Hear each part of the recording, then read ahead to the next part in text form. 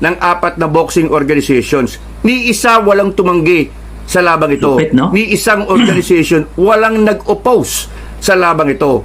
So nakita natin, ang lakas ng kabig ni Naoya Inoue sa mga hepe ng 4 na boxing organizations. Pinayagan nila, pikit mata na pinayagan na mangyari ang labang ito.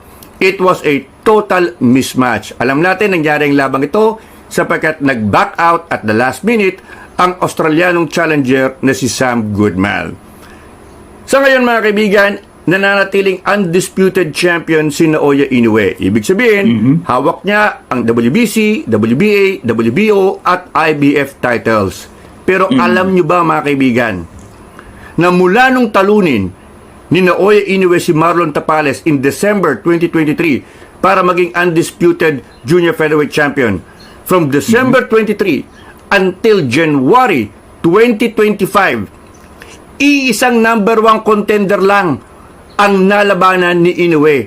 At ito ay si Luis Neri, yung number 1 contender ng WBC na kanyang tinalo noong May 2024. He never faced or defeated the number 1 contenders of the WBA, IBF,